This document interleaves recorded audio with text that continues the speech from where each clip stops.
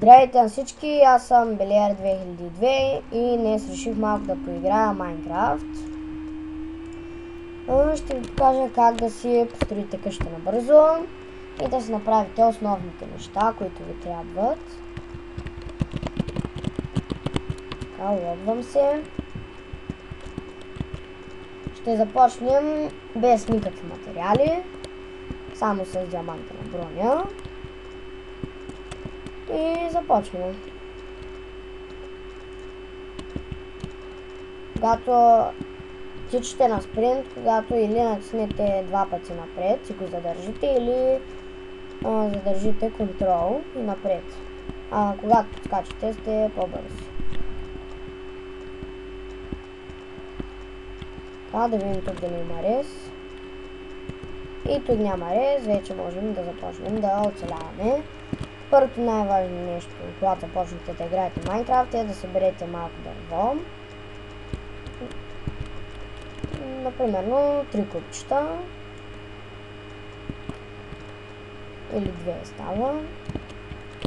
Трябва да ги обработите, да ги направите на дъски и да си направите работна маса.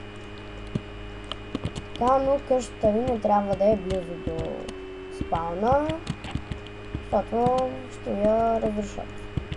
Трябва да е малко по-далеч, се отдалечим малко. И вече не можем да бягаме на спринт, защото нямаме храна. Но за да си вземете храна, пишете LARP Food и тук убивате прасета и крави. И си взимате пържоли. Набивам това прасе, този диамант не помага. Но сега отиваме пак където бяхме и си изяждаме пържолите. И тук на мен ми харесва да си направим една малка къща. Слагаме си работната маса и трябва да съберем малко дърво.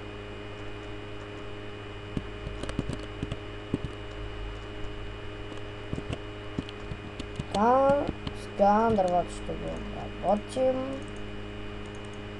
Ще направим за сега 4 пръчки. И с тези пръчки ще направим първо една кирка, една брадва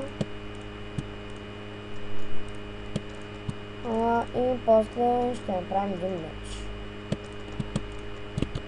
Така, сега, ако не знаете, дървото се чупи с брадва, камъка с кирка, се копае пръст и пясък с лопата, защото един мой приятел винаги чупи дървото с кирка. Така, да обработим дървото. Ако искате да не го натискате едно по едно, задържате Shift и натискате левия бутон на мишката. И сега ще направим една лопата. Там. Ще изядем една пържола. И започваме да строим къщата. Така ще е толкова висока. Така. Ще трябва... Ето тук ще ми е вратата. Ще трябва да съберем малко повече дъски, но за сега не ги изхъбим тези. Този път къщата няма да е много голяма, като за първи епизод, но всеки епизод ще я правим по-голяма. Съберем още малко дърво.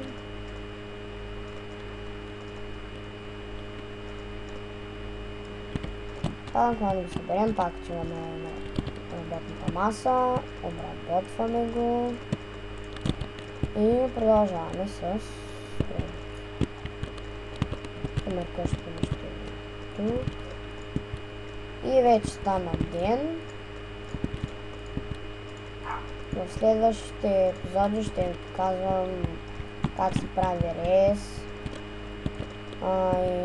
и други много важни неща за Майнкрафт, но за сега само как да направим основните неща.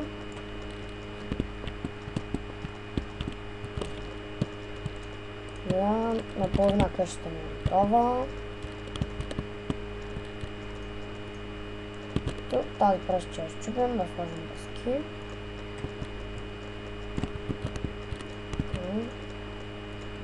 И къщата ни, например, ще е толкова голяма сега.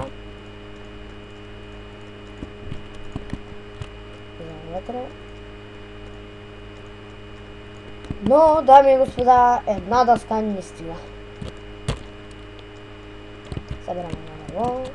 И всъщност ще ни трябва още да можем да направим и дървена врата. Така, събрахме дървото. Правим дъски.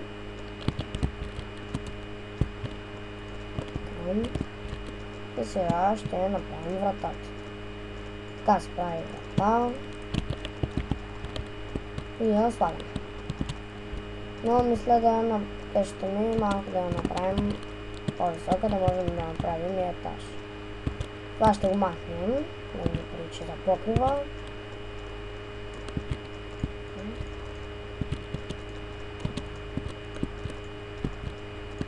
Но ще ни трябват още дървета и начинаме да съберем.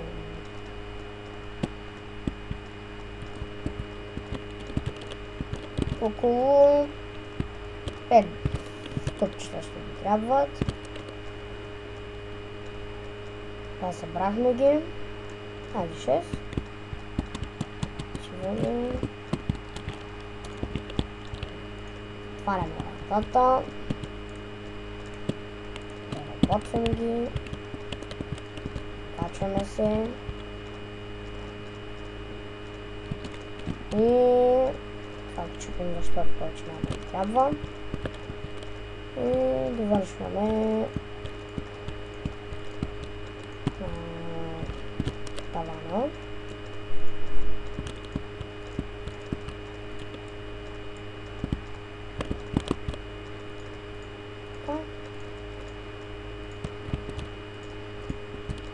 Но сигурно ще ни трябва още няколко купчета. Да съберем. Трябват ми само 2-3.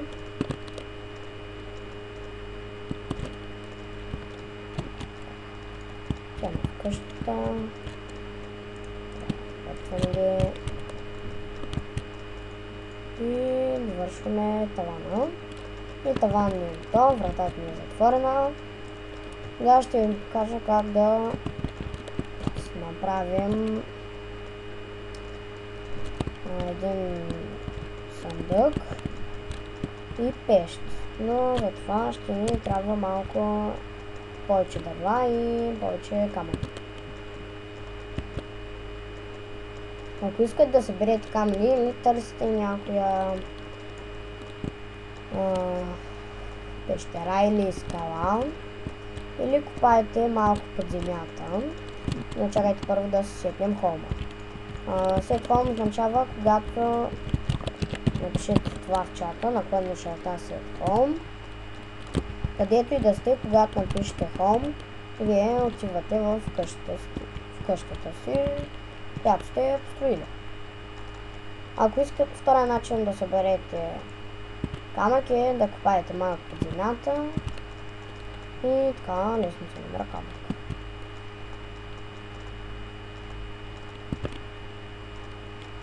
Съберем камъка, за да можем да направим пещ. Така, сега отиваме в къщата. Правим. Ето така се прави пещ. Взимаме и я слагаме. И сега ще направим и съндък. Съндък се прави по същия начин, но дъбови дъски или каквито да са дъски. Аз ще направя двоен съндък. Така, слагаме тук. И тук може да се оставим материалите. Ако искате по-бързо да ги оставяте, не е така. Ако искате по-бързо, задържате Shift и натискате ляв бутон на мишката. И това беше първият епизод. Надявам се да ви е харесал. Ако ви е харесал, натиснете лайк. Ако искате да гледате още много, не забравяйте да се абонирате.